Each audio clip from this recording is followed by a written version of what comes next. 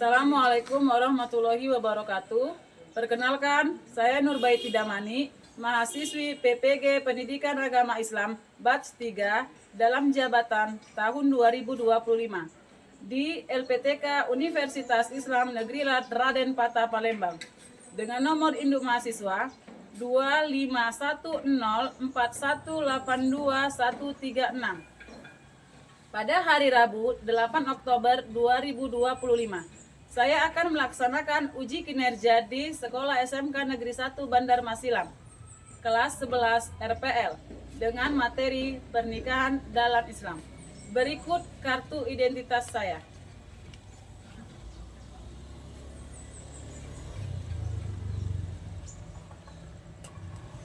Selamat menyaksikan.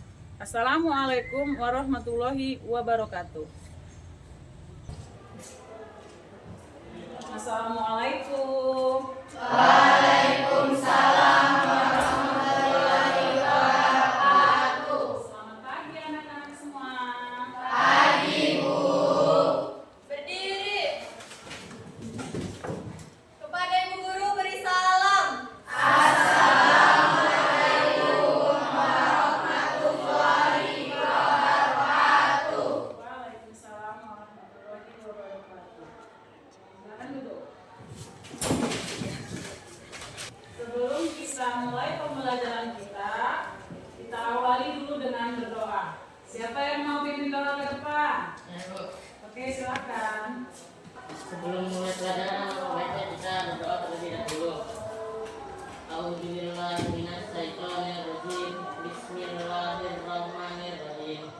Tadi Nabiullahi Rabbal wa bil Islami dina wa bi Muhammadiyya wa rasulah. Walhamdulillahirabbil alamin. Terima kasih. Hari ini siapa yang tidak hadir?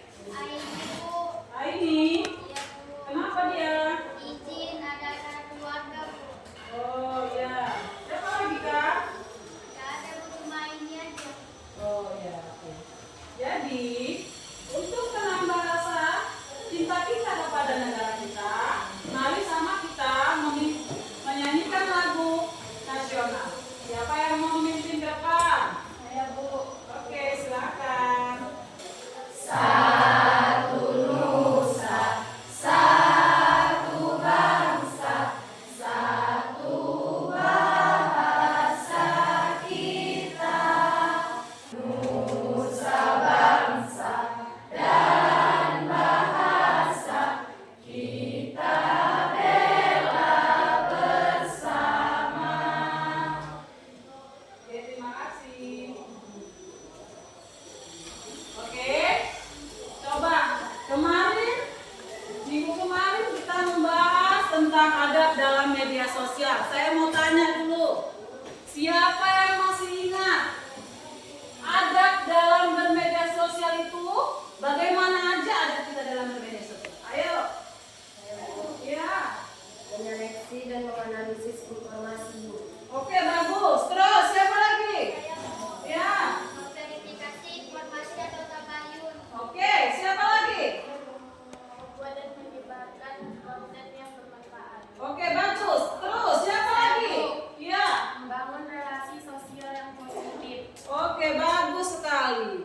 Kemudian hari ini kita akan membahas tentang pernikahan dalam Islam. Apa itu pernikahan? Bagaimana hukum pernikahan? Bolehkah kita memilih calon pasangan kita? Itu akan kita bahas sekarang ini. Tapi sebelumnya saya mau tanya dulu. Adakah teman, keluarga, tetangga kita yang udah melakukan pernikahan dan kita lihat itu bagaimana dalam pernikahannya? Ada? Ada lah ya. Nanti sehari-hari kita udah tengok itu. Jadi perhatikan ke depan. Makna ketentuan pernikahan dalam Islam. Pernikahan dalam Islam berasal dari bahasa Arab, yaitu an-nikah. An-nikah secara harfiah itu artinya himpunan. Al-jamu, kumpulan. Al-jamu atau hubungan. Al-watu. Jadi, nikah secara syariah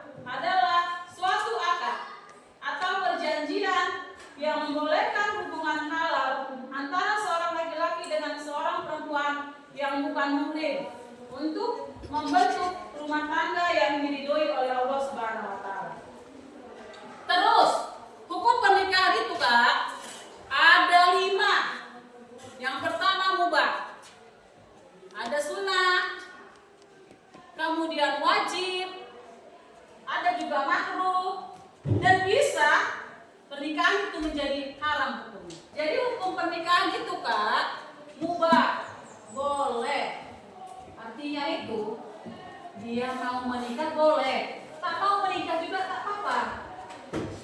Ya, hukumnya pertama mubah. Terus, hukum pernikahan wajib. Kenapa bisa jadi wajib? Apabila dia sudah mampu membayar mahar dan memberi nafkah.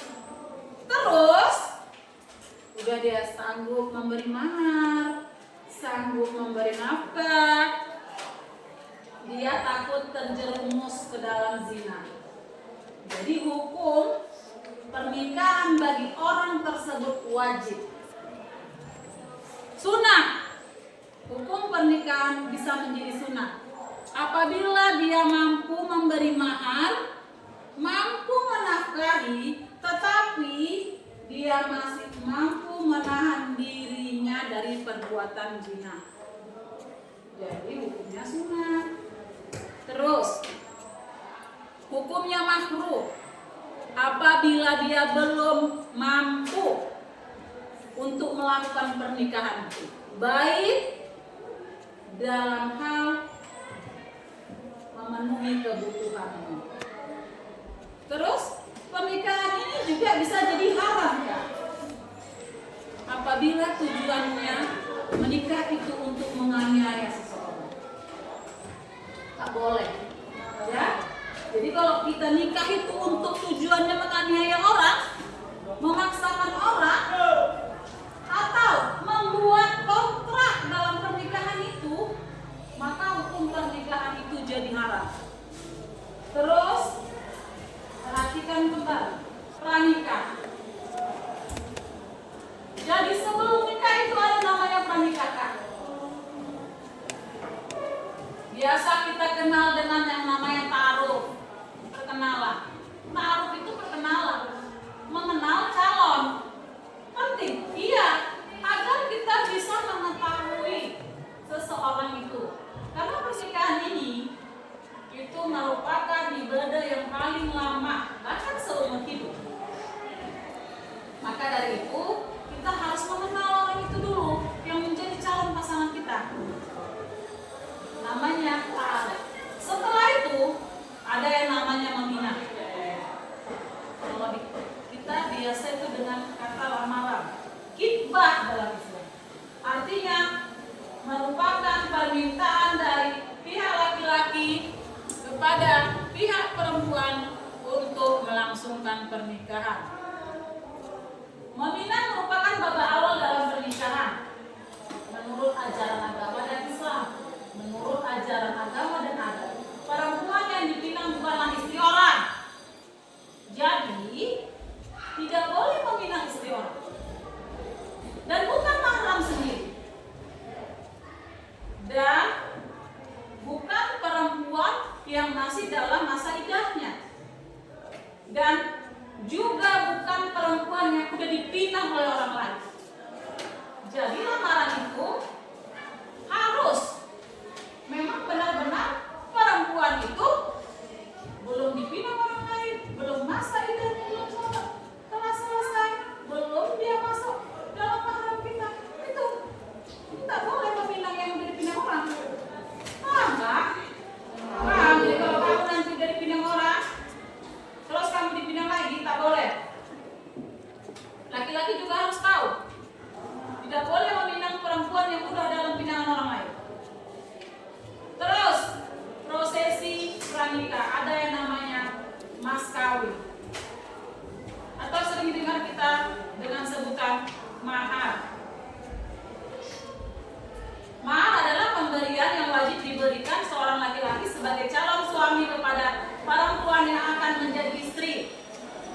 Mahar adalah pemberian yang wajib diberikan oleh seorang laki-laki atau calon suami kepada seorang perempuan atau calon istrinya. Dan dalam Quran surah An-Nisa ayat 14 tadi, jumlah mas kawin yang dibayar ditentukan oleh wali atau perempuan itu sendiri dengan seizin walinya. Mas kawin boleh dibayar dengan berbagai cara yang mempunyai nilai atau faedah tertentu berdasarkan persetujuan bersama. Oke, paham?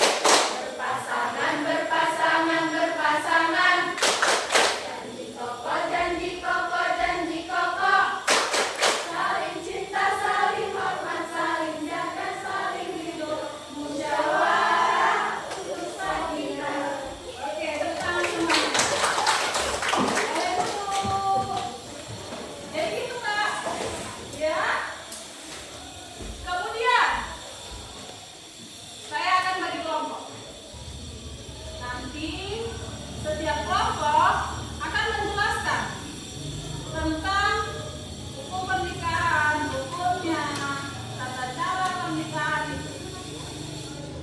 Oke, coba berhadapan, saling berhadapan dengan teman sebelahnya.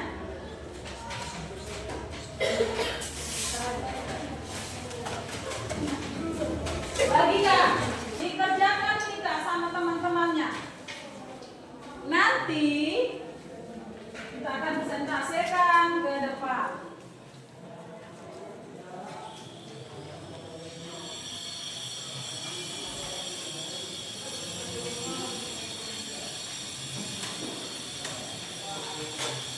Dikerjakan ya Kak? Nanti kita presentasikan ke depan kelas.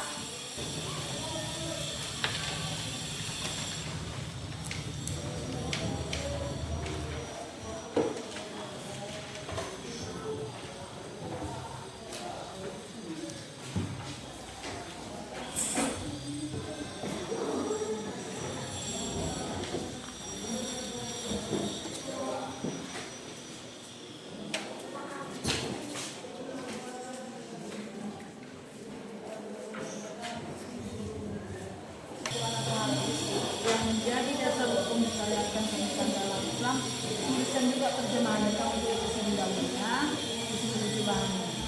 Jawablah pertanyaan dengan tepat yang telah disediakan. Jadi nanti kamu perhatikan temanmu yang presentasi di depan.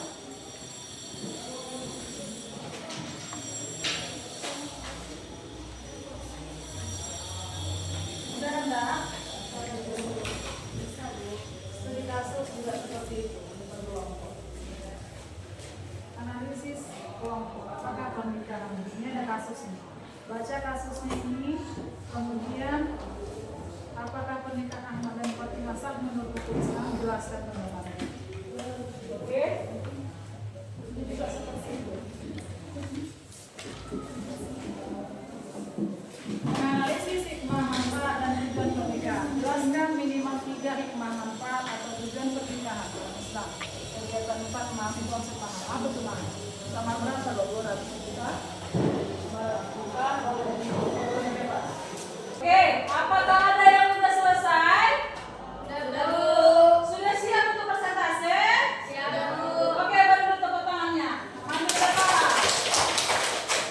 Assalamualaikum warahmatullahi wabarakatuh. Waalaikumsalam warahmatullahi wabarakatuh. Kami dari kelompok 3 ingin mempresentasikan tentang rukun nikah. Rukun nikah yaitu baik calon suami, persyaratannya yaitu 1. Islam, 2. balik, 3. berakal, 4. sehat jasmani dan rohani, 5. bukan muhrim dari calon istri.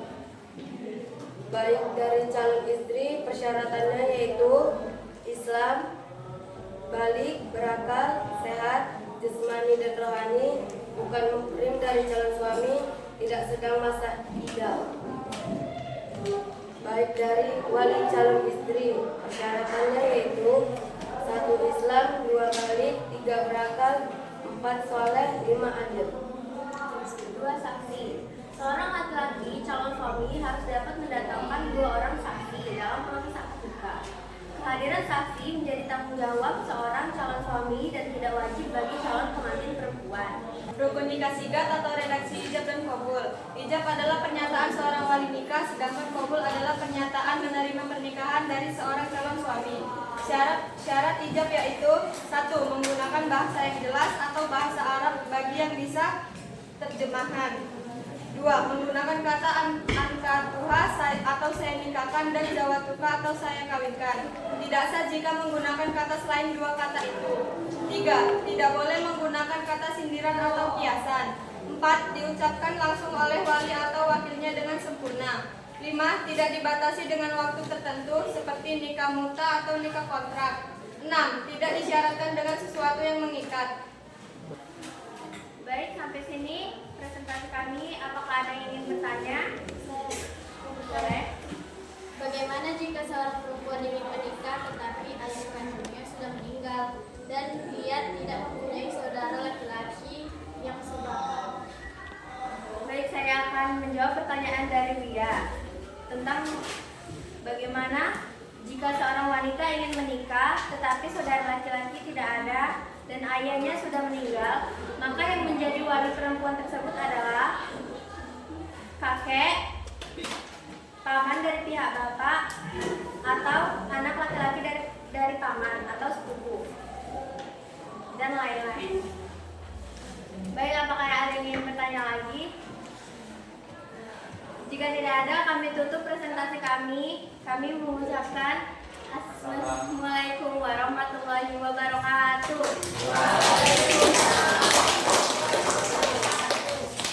Oke, jadi tadi temanmu ada yang udah maju dan kita beri tepuk tangan dulu semua. Oke, jadi siapa yang bisa menyimpulkan dari pembahasan kita hari ini tentang pernikahan? Oke. Hikmah pernikahan dalam Islam dapat meningkatkan ibadah kepada Allah Subhanahu wa Ta'ala, dapat memenuhi kebutuhan biologis secara sah dan halal, dapat memperoleh ketenangan dan ketentraman jiwa, dapat memperoleh keturunan yang sah, dapat mengendalikan pandangan dan menjaga kehormatan, dapat membentuk keluarga yang islami. Oke, kesimpulannya bahwasannya Kak, saya tambahin, pernikahan itu kita sendirilah yang akan menentukan. Maka dari itu hati-hati dalam memilih calon pasangan. Tujuan pernikahan juga harus tahu. Memang benar-benar tujuan kita pernikahan itu.